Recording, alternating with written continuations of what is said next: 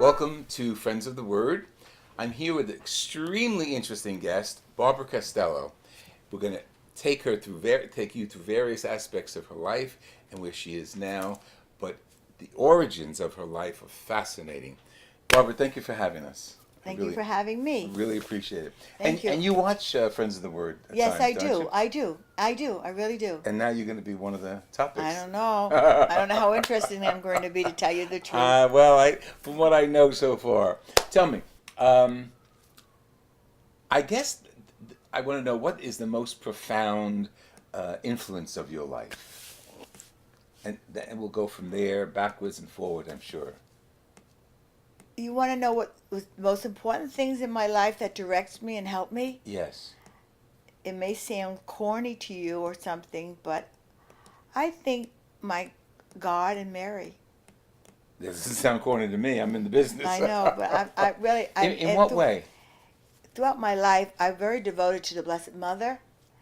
And even as a little girl, here's a funny story. I used to have a crush on my brother's friend, and his name was Al. And I used to, I was a young girl. I was, 15, 16. And I used to say, Mary, oh, please let Al fall in love with me or something. So, as the years, I didn't know that it wasn't that Al, but she gave me my Al. That is wonderful. Tell us who your Al is. I know your Al, but tell us who Isn't your Al was. that amazing? Yeah. It's amazing. And when did you meet your Al? I met Al when I was about 16. I used to go dancing. I love dancing. As you can see in my life, I was a big thing. I grew up dancing with my family. We're Italian, and I used to play the accordion, and we'd dance in the house, and my father could dance, and my mother was a fabulous dancer. So we always danced, and I used to dance with my twin sister and my brother, and we used to practice to dance so that when we go to a dance, we would stand out, and we'd go to the Italian-American dances. And there was my parents had a restaurant in New York, and so they would drive me to New York, and there was a club called the El Mignani's. And in the back, there was tables back there, and they had an accordion player who would play this music, and it was all young people. And I would go there. Sometimes I went there with my grandmother, and sometimes I would go with my friends. And sometimes they would say, look, there's the twins with their grandmother. Oh, that's great. And so Al was a young guy. He lived right around the corner on 62nd Street. He was going to college, and he would ask me to dance the slow dances. So, and I would dance a lot of dances. I didn't even think anything of it. And then when we went home, there was a whole bunch of girls and us. And when we went home, we got a telephone call. And it was those boys, and they were asking us to go out with them, And of course, you were living where at that time? I was living in Brooklyn. Okay. And he lived in New York City. And of course, I had no interest in him, so I said no. We said no. and the girls my girlfriend said, well, you got the best looking one of the bunch anyways, But I didn't. I said no. So, but every time I'd go to the dance, and he would be there, I would hear them say to him, there she is, And I was a little cocky at that time, so I knew he liked me. And sometimes I was there with my friends, and my friends would say, oh, he's so cute, I like him. I said, oh, I'll introduce you to him. He likes me, I can... Yeah. So what happened, I was at one time, later on, about a year later, I went to the Webster Hall dance in New York, and I was with my brother, and Al would ask me to dance. And so my brother said, oh, he seems like a nice guy. I said, yeah, he's nice. I know him. So my brother said, well, why don't you go out with him? He said, are you going out with anybody now? I said, no, I'm not. So he said, ask him to go out with you. If he asks you to go out with him. So I was dancing with him, and of course he asked me if I wanted to go out with him. So I said yes, and I said, oh, my number's in the telephone book. And the telephone books were thick. I was so cocky. And I remember he was so excited he tripped. And that was the beginning. Wow. And when were you married? We were married, but we used to date every other weekend. We didn't date every week. Okay. And he was from, as I said, he was from New York and I was from Brooklyn. So I did my things and he did his things, Sure, and he would sure. call me. And it was going on like that for about a year like that. And then finally I remember one Christmas, he told me that he loved me, and I said I'm never going to say I love anybody until I really loved them, and I didn't love him, so I didn't say anything to him. Oh, you were tough. That was tough. But it was the funniest thing is that he was always very nice. Right. And he was always very respectful, very nice. There was something very special about him. And so I kept on dating him, and he never said it again, and I respected him for that. Yeah. Because if he would have said it again, I wouldn't have probably, Yeah. you know. And then it was about 6 months later, and I was in Cape Cod, and it was in September, and I went to see the movie Autumn Leaves. Yes. And I don't know what happened. I was on a date with somebody else, and all of a sudden, I felt like that I missed him. Oh. And then when I came back home, it was September, and that was the beginning of it. Wow. Yeah. When did you realize he was the Albert that Mary sent you? When I thought back, and I said Al, and I said, look at Al. She gave me Al because I was always taught that sometimes Mary doesn't give you things. You don't get your things right away, but when the time is right, you get it. She's watching over like a mother does. Yeah, and though I said, boy, she knew what she did when she gave me my Al. That's beautiful. Yeah, isn't that a beautiful story? Yeah, I really excellent. believe that. Oh, I good. honestly, and there's so many other things in my life that I can was the same thing with Mary. Influence of faith Yes, in yes, your life. yes. That's totally, beautiful. totally. You said With you all grew my up family, my children, and everything was with Mary, and she helped me. I excellent. remember when I couldn't have any children, and my mother used to say, "Never be ashamed. You can't have the." I went through, they just couldn't find any reason for Al and I not to have any children, and I never cared which way I got them. It didn't matter because they're all a gift from God. Yeah. God gives you your children Sure. one way or the other. They didn't have to be born inside me. It didn't matter at all. Still never mattered, and so when Al said. It was after, you could never adopt until you have to be married 5 years. Oh, okay. And so then Al said, when the time is right, he said, it's just you and me, Barbara, and then we'll do it. And so then that was, the time was right, and he just that it was fine. And then we went to New York Foundling, and we were blessed with Craig. And it was the best thing that God gave us. Wow. It was a gift from God. Beautiful. And it was because I prayed to Mary, and Mary said, it was meant to be. And the time was right. The time was right, and then I got pregnant with Peter, and people say, "Oh, see, you got pregnant with Peter because you relaxed," but that's not the true story. I hate when people say that. Yeah. It was because God meant for me to have Gregory. Yes. And that's the way he gave it, meant to be. And then he wanted Gregory to have a brother, and he gave us Peter. Isn't that beautiful? It's a true story. God's will. It was his will. Yeah. And then 7 years later, I had Albert.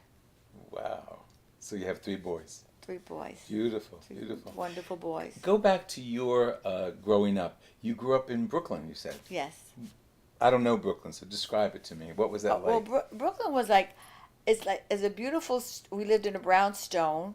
My grandmother lived next door to me. My other aunt lived next door. Oh my my other God. aunt lived down the street. All the It was paisans. wonderful. And as a little girl, on Sundays, my aunts and my uncles and my cousins, we would get in the car and we all would go either to Pearl River or to Staten Island.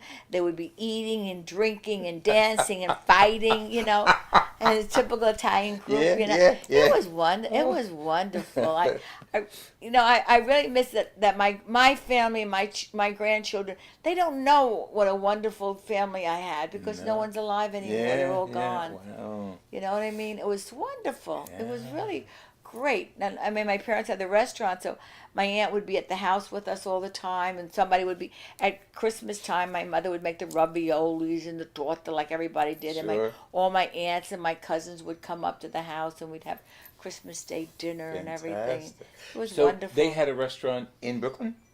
Your parents? Yeah, they had a restaurant when we moved to Adelphi Street. My father had John's Steakhouse, which, the funniest part is that restaurant is still there today. A couple of years ago, I took the family to see my little grandchildren to see where I was born. And as I stepped out of the car, there was the restaurant. I said, "Look, the restaurant is still there. Not that one, not that name, but this." And a woman came up to me. She said, "Do you know, by any chance, how did this restaurant start?" Stop. Really, out of the clear blue sky. I said, you must be kidding. I said, my father's the one that started it. Isn't that fun? Isn't that a What was it coincidence? called then? It was John Antolotti. No, it was called Adelphi Steakhouse. Delphi. And then John Antolotti is your father. Yeah.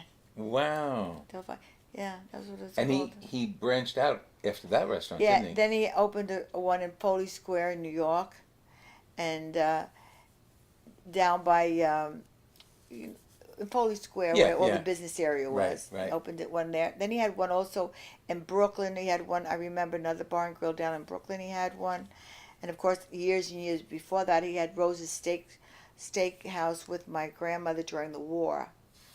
And did you work at any of No, these? I was not. No, You weren't born yet. No, yeah. no. But you know their history. Where did they Yeah. come from, your grandparents? My father came from Italy, but he was born in Paris because his parents were so poor. But he lost his mother when he was 4 years old. It was only had a brother, Oh. and they were very, very poor, very, very poor. My father didn't have much, and he was coming to America with his father, and as he was coming on the boat, they said no more Italians because the quota was full. Yeah.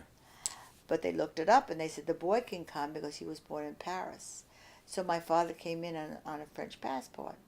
How old was he then? He was 15 years old. And he had, Wow. $25 in his pocket. I had the ship and everything. Gregory got me all the information on it. Yeah. That's fast. And that's how he met your mother somewhere along the line.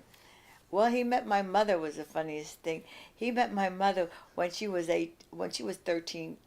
My mother was my mother and my grandmother, she was the roaring 20s. She used to say, I'm not Mae West, but I could do my best, and she was that type of a woman. And she was so cute because when she saw my grandfather, my mother's father, it was the funniest thing. She said, I got him on the rebound, she told me. No. She said, yeah. She said, he was supposed to have been a very good looking man. He was she used to tell me she had the white suit on with a straw hat. And she said, but he was in love with this Irish woman. Whoa. But the Irish woman died. Oh. So she got him on the rebound. She was telling me all these stories. She was a cook, my grandmother. You have pictures of her? Yeah, and my grandmother. Then she married. She married years later because my mother lost her father at the age of 42, and my mother had 3 sisters. There were 4 girls. Okay. And so they lost their father very young. So then my mother married my grandfather, to me was my grandfather. Right. Yeah. So my mother met my father when she was about 13 on the bus. So my father came to the house. My father was about 7 years older than my mother, and he came to the house, and her father was alive then. He said, "Do you know how old she is?" He said, so my father went away. Yeah. Stop. Really? When did they connect again? They must have connected again when meeting in groups and everything at that time. They met again. Yeah. Oh. Then my father took my mother to live in Huntington. Now my mother didn't like Huntington. She used to. Why? What was Huntington like? It was a country way up Oh. there. And she used to tell us stories. She said, I had to go pick potatoes and all that stuff. And my father was So we used to say to my sister, we used to say, oh, we're so tired of hearing Mama used to have to pick potatoes. This has been Father Louis Scurti with Barbara Costello. We're just sharing a little segment of her life right now. We're going to pick it up again. And as entertaining as these stories are, there are more to come. Barbara, thank you for bringing us with you and having us here. I really appreciate you coming and allowing me to interview you. You're welcome. This is Father Lou. Let me hear from you. Father Lou Scurti at hotmail.com.